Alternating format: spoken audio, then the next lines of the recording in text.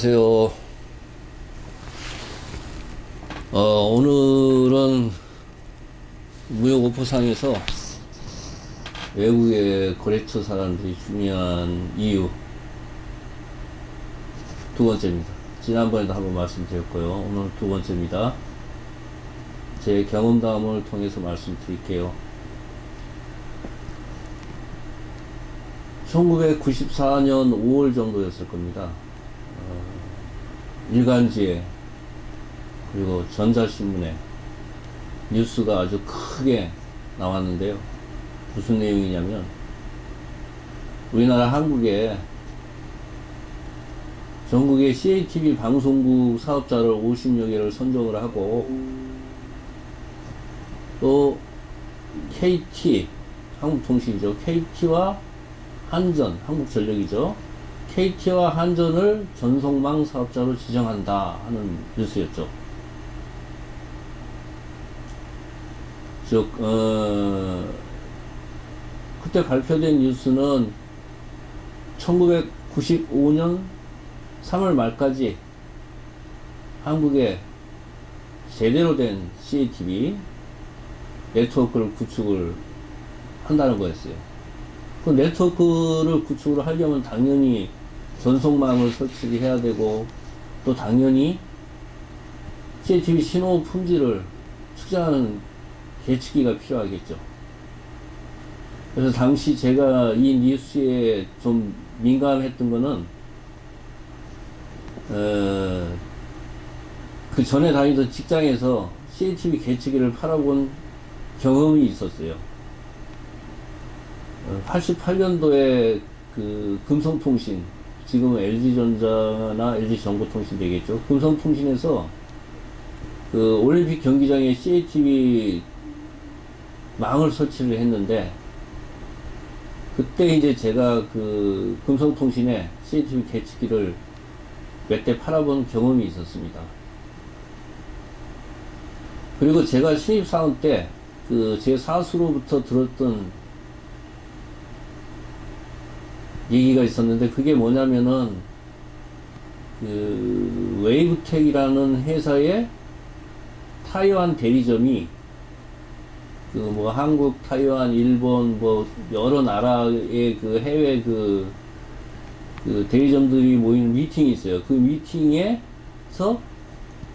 CATV 계측기를 많이 팔아가지고 기립박수를 받았다는 얘기를 제 사수로부터 그 들었던 기억이 있었죠. 그래서 항상 저는 CATV 계측기가 시장이 상당히 크다는 걸 기억하고 있었습니다. 그때 당시 이제 세계 최고의 그 현장용 CATV 계측기는 미국의 그 웨이브텍이라고 하는 회사였는데요. 당시 웨이브텍이라는 회사는 미국 캘리포니아의 그 샌디에고에 일반 보험용 계측기, 그리고 써니벨의 마이크로웨이브용 계측기, 그리고 영국의 사우스 햄프턴이라는 곳에 직류, 교류, 뭐 이런 그 교종장비용 계측기, 그리고 미국의 인디애나폴리스의 CATV용 계측기, 이렇게 4개의 디비전을 가지고 있었어요. 그리고 이 웨이브텍이라는 회사의 아시아 퍼시픽 영업 담당이 지난 시간에 그 말씀드렸던 미스터 베리 키튼이라는 사람이었어요. 웨이브텍사의 한국 대리점은 제가 입사했던 1988년부터 제가 퇴사하던 1993년까지 제가 다니던 회사 S사였어요. S사. 근데 1993년 후반부터 S사에서 대리점권이 M사로 이제 바뀌고, 저도 이제 웨이브텍하고 이제 이별을 하자마자 이제 한 몇 달 있다가 93년 12월에 6년간 다니던 직장을 이제 S사를 제가 퇴사를 하고, 저희 그 오랫동안 꿈이었던 그 오퍼상인 유사를 셋업을 했죠. 그 유사 셋업을 하면서 이제 벨키튼 씨한테 그 좀 도움을 받았어요. 그래서 라이저본드라는 회사에 대리점이 됐다고 지난 시간에 말씀드렸죠. 신규 대리점인 M사는 당시 한국에서는 제일 큰 전자통신용 계측기를 취급하는 의료고파상이었는데 지금도 유명하죠. 텍트로닉스라는 주로 오실로스코프나 이런 걸 만드는 회사인데 상당히 큰 회사입니다. 텍트로닉스. 그 텍트로닉스사의 대리점이었어요. M사가. 근데 그 텍트로닉스가 M사를 떠나면서 그 M사가 한 직원이 한 80 몇 명 정도 됐던 것 같아요. 근데 그 절반이 텍트로닉스와 같이 떠났어요. M사를. 그러니까 M사에는 이제 직원이 한 40여 명 정도가 남았겠죠. 그죠? 그래서 그 M사가 이제 93년 후반부터 웨이브텍의 신규 대리점이 되었죠. 다시 이제 94년 5월로 돌아가서 그 CATV 망을 그 설치를 한다는, 전국적으로 한국에 CATV 망을 설치를 한다는 뉴스를 그 읽고 제가 그 미스터 베리 키튼 씨에게 CATV 계측기를 비즈니스를 하고 싶은데 CATV 계측기 아이템을 취급하는 미국 내에 있는 회사를 좀 소개를 좀 해주쇼 했더니 이 사람이 미국의 어떤 사델콘가 하는 회사의 카탈로그를 저한테 주더라고요. 근데 제가 보기에는 영 아닌 것 같았어요. 그래서 이건 아닙니다. 저는 웨이브텍이라는 회사에 관심이 많은데 웨이브텍은 M사가 취급을 하니 안 되겠죠 했더니 이분이 하는 얘기가 아니 다른 아이템들은 전부 다 M사가 하지만 CATV 계측기는 M사가 안 한다 그러더라고요. 어디서 합니까 했더니 알고 보니까 CATV 전송 장비를 판매하는 국내의 비사라는 곳에서 영업을 한대요. 그래서 제가 그랬죠. 나는 비사보다 더 잘할 자신이 있다. 이렇게 얘기를 하니까 벨키튼 씨가 그러면 비독점, 난 익스클루시브라는 건 여러 군데의 대리점을 얘기하는 거예요. 비독점 형태로 그럼 자네가 한번 팔아보게 그러더라고요. 그래서 제가 한 달 가까이 웨이브텍의 CATV 계측기 영업을 했어요. 했는데 이제 M사에서도 제가 영업을 하고 다닌다는 소문을 들었는지 결국은 M사와 제가 운영하던 유사 사이에 그 CATV 계측기 판매권을 가지고 이 싸움이 붙었어요. 경쟁이. 그러니까 중간에 있던 베리 키튼 씨도 입장이 참 곤란하죠. 자기가 취급하는 모든 아이템은 M사에서 지금 취급을 하고 있는데 CATV 계측기만 유독 B사에서 하는 거를 B사 넘은 지 실적이 안 나오니까 저와 M사 사이에서 누가 취급할 건지 이제 결론을 내야 되는 그런 상황이 돼버린 거예요. 그러니까 이제 자기가 입장이 곤란하니까 이렇게 얘기를 하더라고요. 좋다. 그러면 한 달간의 시간의 유예를 줄 테니까 한 달 동안 M사도 비즈니스 프로포저를 만들고 유사도 비즈니스 프로포저를 만들어서 제출을 하면 자기의 보스한테 보고를 해가지고 그때 당시에 보스는 그 회사 설립자 닥터 구딩이라는 사람이 회사 설립자였는데 그분의 따님이었어. 따님.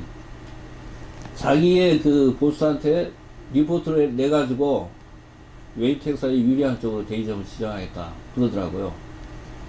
그리고 사업 제안서를 한 달간 시간을 주는데 빨리 만들어서 제출해라.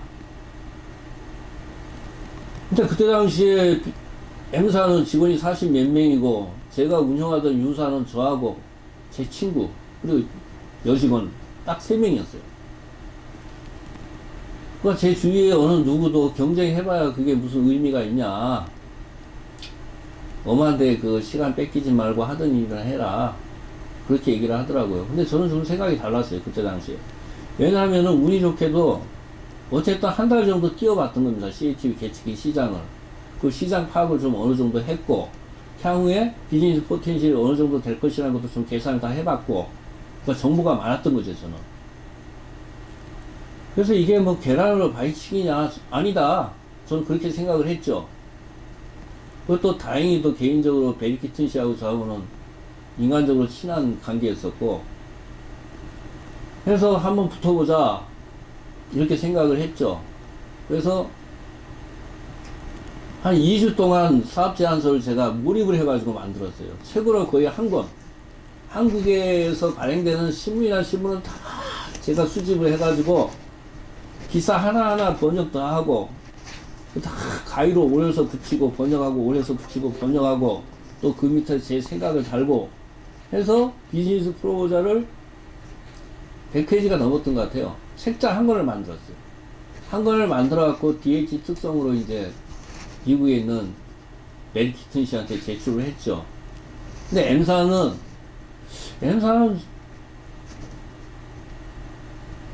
직원이 한 40 몇 명 되는데 한 달이 지나도 프로포절 안 낸다는 거예요. 베리키튼 씨한테 얘기를 들어보니까. 그러더니 막판에 A4 용지로 3페이지짜리 제안서를 팩스로 띡 붙였다는 거예요.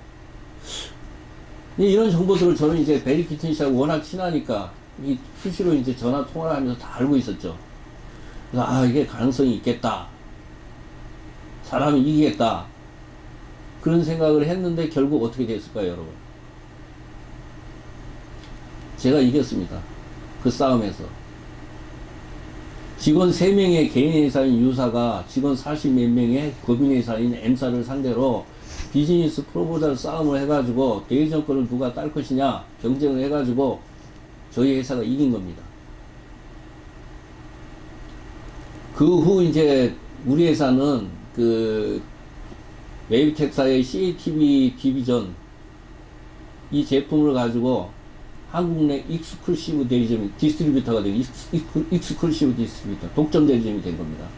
그래서 1994년 그때부터 2009년 15년 동안 2009년이면 대략 한 9년 전이죠. 15년 동안 한국에서 웨이브텍 CATV 계측기를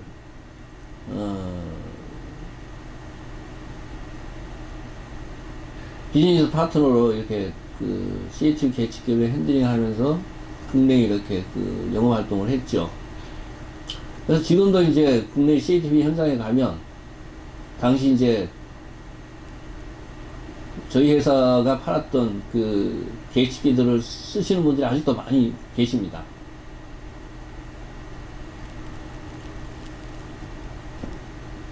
그리고 이제 몇 년 뒤에 베리키튼 씨도 이제 웨이브텍사를 떠났고, 하지만 가끔씩 연락을 하고 있었고요. 어느 해인가 그분이 떠나고 몇 년 뒤에 어느 해인가 제가 미국에 일이 있어가지고 그분이 계셨던 그 샌디에고 그분 집에 한번 놀러 간 적이 있어요. 잘 살고 계시더라고요. 큰 집에 수영장이 딸린 큰 정원에서 그분 가족들하고 뭐 바비큐 파티도 하고 수영도 하고 이렇게 놀았던 기억이 나네요. 그분을 본 게 이제 1988년 제 신입사원 시절이었는데 그분을 그때 처음 봐가지고 이제 30년이 지났죠. 지금은 이제 그분이 어디서 뭘 하고 계시는지 모르지만 어쨌든 이분은 제 비즈니스, 무역 오퍼 비즈니스에 지대한 영향을 끼친 분 중에 한 분이죠. 상당히 고마운 분인 건 틀림없습니다. 왜냐하면 그분 때문에 어쩌면 여기까지 왔을지도 모르니까요. 아, 여러분, 지금까지 제 얘기를 들어주셔서 감사하고요. 여러분, 무역업화 비즈니스 하면서 항상 거래처 사람들과 그 좋은 관계를 유지하세요. 그러면 언젠가는 거래처 사람들한테 큰 도움을 받을 수 있습니다. 저처럼요. 감사합니다, 여러분. 여러분, 또 다음 시간에 다른 얘기로 찾아뵐게요. 여러분, 좋은 하루 되세요. 안녕.